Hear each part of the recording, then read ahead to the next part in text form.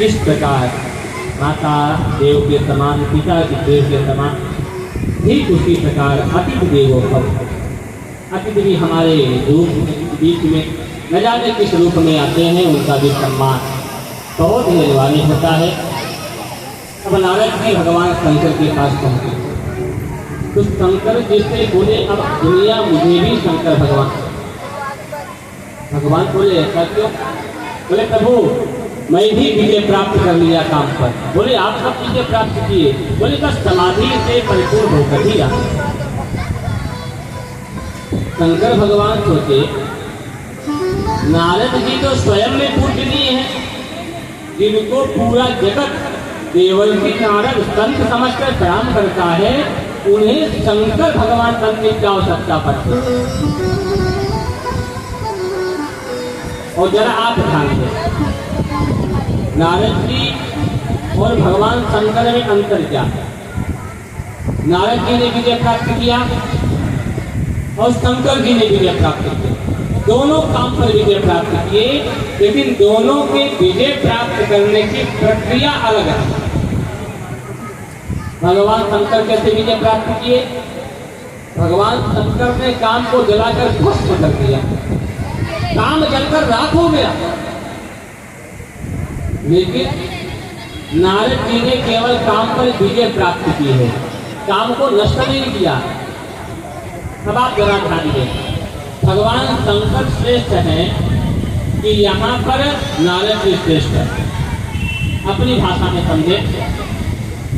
जैसे आप दंगल देखते होंगे ना, जहाँ कुश्ती वगैरह होती है, दो पहलवान सामने सामने होते, दोनों आपस में लड़ाई लड़ते हैं, और जब दोनों लड़ते हैं तो पहला पहलवान दूसरे पहलवान को चित्त कर देता है।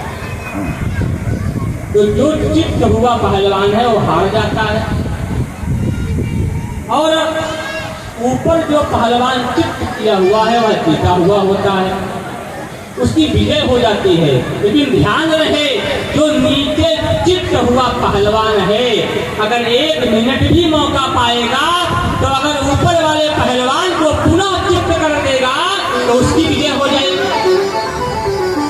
इसे कहते हैं जीत और हार। तो नारद जी ने काम पर केवल विजय प्राप्त की है, जो जीते हैं, जला करके भस्म नहीं किए, लेकिन स्वयं को भगवान शंकर के समान की उपलब्धि बता रहे। भगवान शंकर ने कहा प्रभु आपसे एक निवेदन, आप जो बात मुझे बताए ये जाकर के भगवान नारायण से मत कहें। नारद जी को उनकी बात समझ में नहीं आई और वहां से चल दिए नारायण नारायण। वही भगवान शंकर की बातों को कीर्तन किए जा रहे हैं, पहुंच गए भगवान नारायण के धाम। शेषनाग की सैया पर विराजमान हमारे भगवान नारायण मुस्कुराते हुए नारद जी का स्वागत किए। आइए स्वामी, आप इतने कहाँ थे, बहुत दिनों के बाद दया किए। धन्य है भगवान, संत का स्वागत भी सम्मान के साथ कर रहे हैं। नारद जी ने कहा प्रभु कुछ नहीं, बस तपस्या किए और तपस्या के साधना के फल से काम पर विजय प्राप्त किए। भगवान ने कहा ठीक है, अब तो आप बहुत बड़े देवर्षि बन गए, अब काम पर विजय प्राप्त कर लिए, ये पूरी दुनिया को भगवान शंकर के समान समझेगी। नारद की प्रशंसा में भूले नहीं समा रहे। जब कोई आपकी प्रशंसा करे तो बड़े प्रसन्न मत हो जाना। प्रशंसा करने वाला व्यक्ति कभी भी आपको बहुत ऊपर नहीं जाने देता।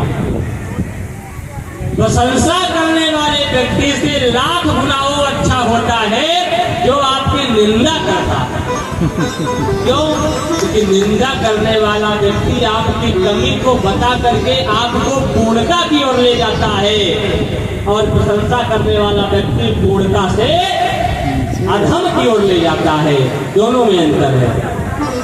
कभी कभी तो लोग आपसे काम निकालने के लिए दूसरी प्रशंसा करने लगते हैं।